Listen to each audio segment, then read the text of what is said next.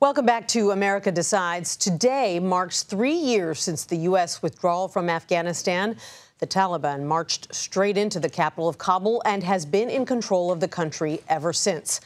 Ambassador Nasir Andisha joins us now. He's a former deputy foreign minister of Afghanistan from 2015 to 2019. Ambassador, thank you so much for being with us. Tell us, in your view, what is the situation in Afghanistan right now, 3 years after the withdrawal? Well, thank you very much. The situation in Afghanistan has worsened rapidly since the withdrawal of U.S. and NATO forces and the military takeover of the country by the Taliban in all areas. Economically, now 50% of the population are living below poverty. The economy has contracted over 25 to 30%. In terms of the human rights and liberties, Afghanistan is now in the bottom of the United Nations list. Women are facing a situation which the UN Special Rapporteur called it gender apartheid, basically, where they are segregated completely and there is systematic repression and systematic discrimination against them. They can't work, they can't study beyond the sex standards in schools. This whole merit of terrorist organization, including Al-Qaeda and ISIL and IMU, you just name it, the whole alphabet soup of terrorist organizations are living somehow under the ecosystem which Taliban has provided for them. And 1/4 of the country has actually left. According to the recent IOM reports data, 8 million Afghans have left the country. Majority of whom are living in the neighborhood, but almost 1 million has reached as far as the United States.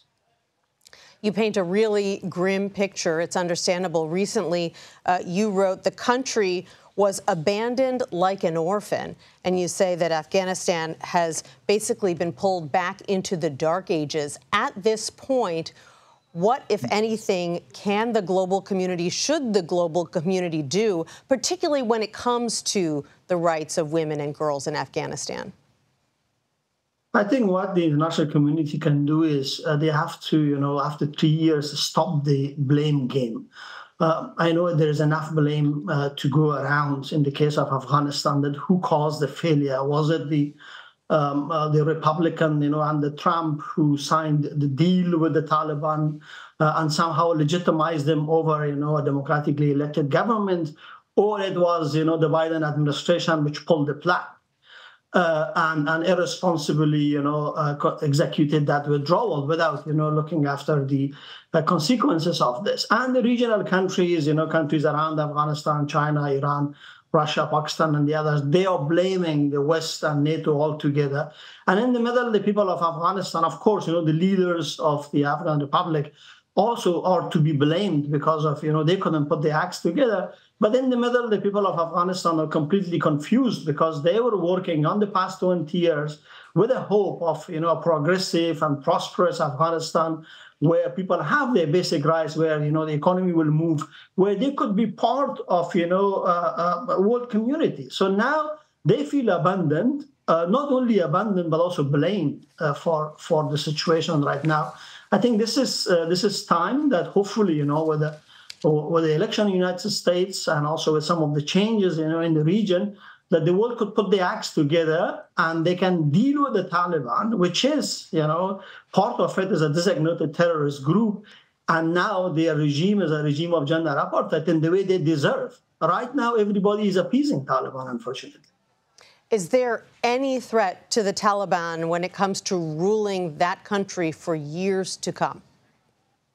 Oh, certainly, definitely. Taliban are like any other autocratic regime around the world, and they're very fragile.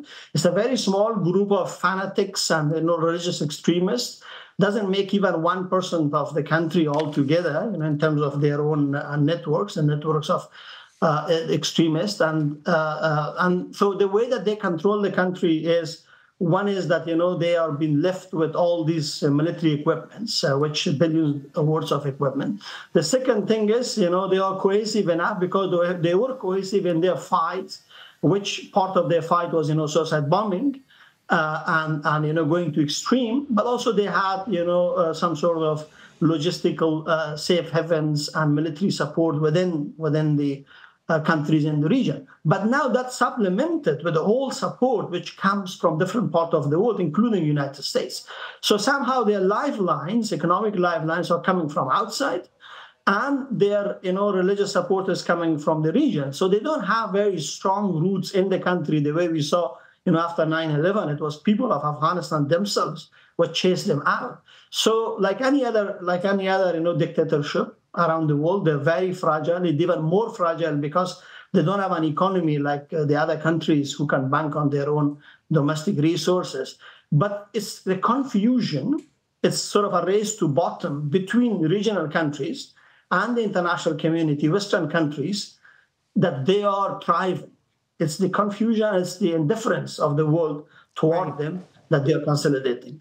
Right, the attention of Western countries diverted to other conflicts like Ukraine and the Middle East. Ambassador Nasir Andisha, thank you so much for joining us today. I really appreciate it. My pleasure. Good to be with you.